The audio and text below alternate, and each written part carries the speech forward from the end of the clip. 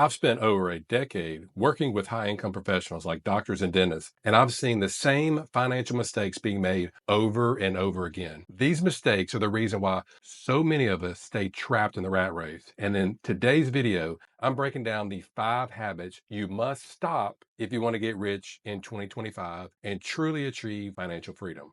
Let's dive into these game changing insights. Number one, stop relying on your active income only.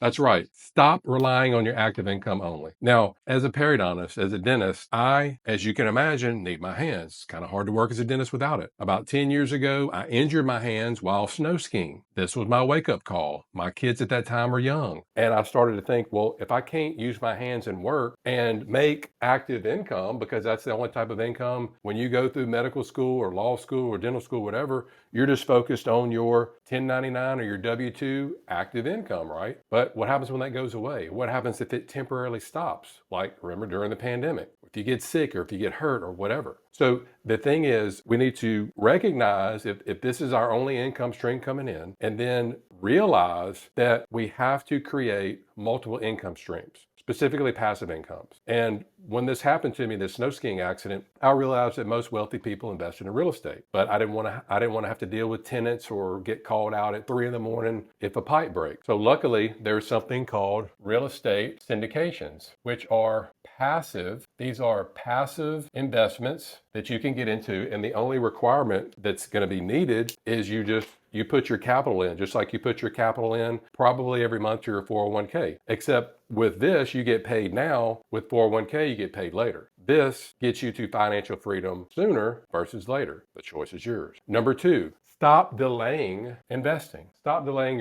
your investing. One of the most common mistakes, we've heard it all before. People are waiting for the perfect time to invest. They're waiting for the market to settle down. They're waiting for home prices to come down. They're always waiting. And I'll talk to people now that I've spoken with a couple of years ago, and we've had the same conversation. They're wanting to get started in real estate. They're wanting extra streams of passive income. Guess what? There's so much information out there, causes analysis paralysis. Guess what? They put it off. Too much information causes confusion. Confusion causes what? Nothing. That's right. We do nothing if we're confused. So stop delaying investing. As soon as you can, start investing as early as possible. So if, let's say you want to invest in real estate, but there's too much information and you're too confused. That's fine. I get it. You know what's best for you.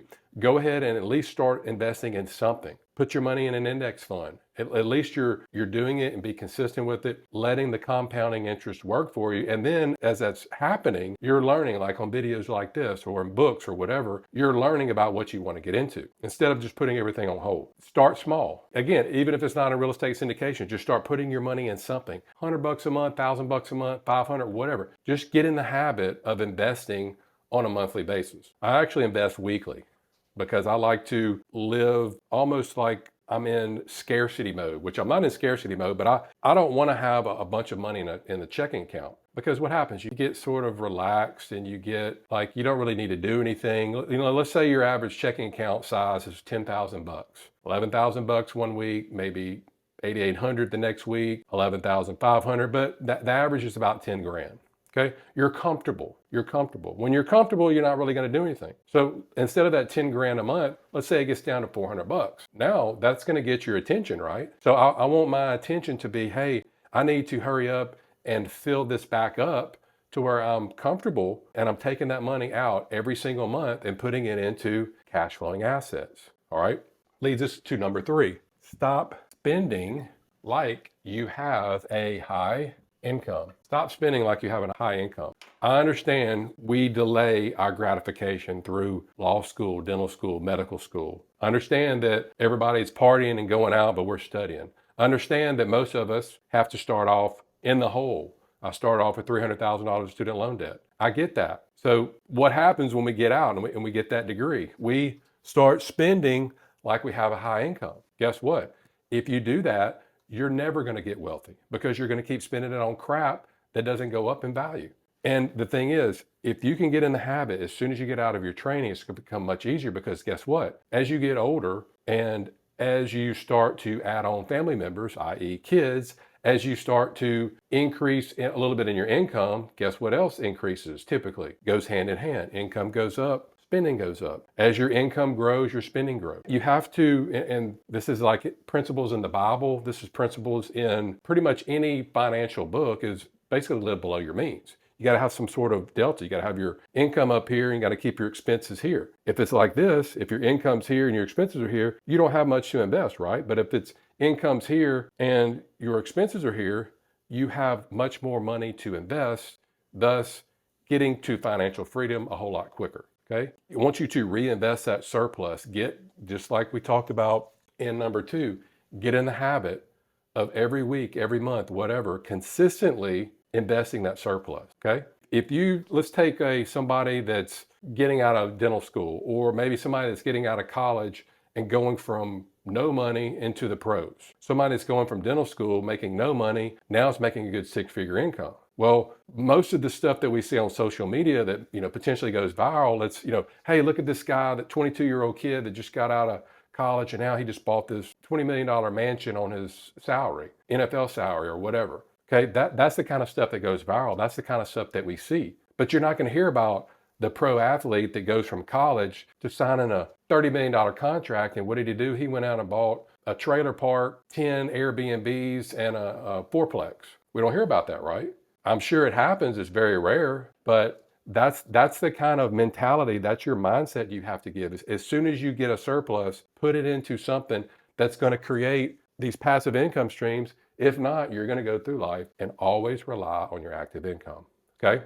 Number 4, stop ignoring all the different tax strategies that are out there. The majority of high income professionals, they make their money, they file their taxes, they're accountants, they don't do any type of tax strategies or anything. They just take their numbers, plug it into a spreadsheet, and that's it. And they do your taxes for you. Here's what you made, here's what you're paying in taxes, that's it. There are so many different tax saving strategies out there, okay?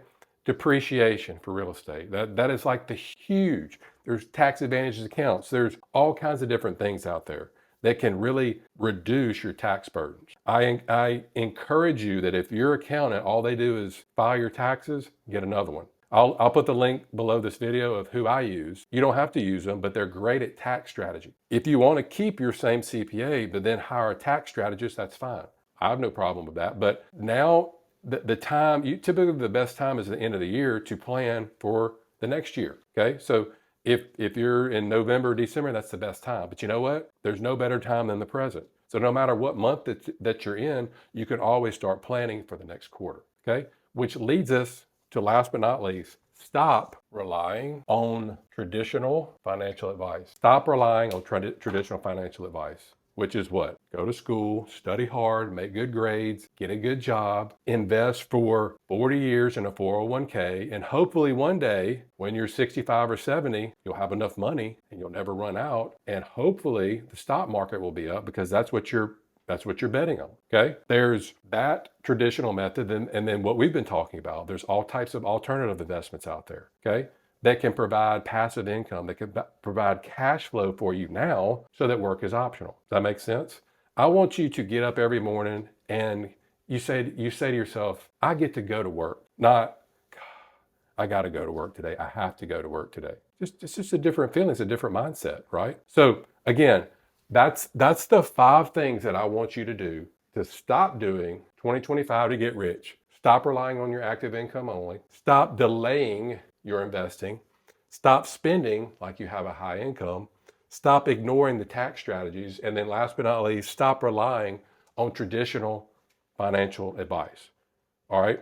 If you know somebody out there that you think could benefit from this video, do me a favor, send it to them, share it to them, subscribe to this channel, because I'm going to do everything that I can to give you the information to get to the point that work is optional. I can't do it for you. You can only lead a horse to water, can't make them drink, right? And if you want to learn more about my favorite real estate investment, real estate syndications, check out this video.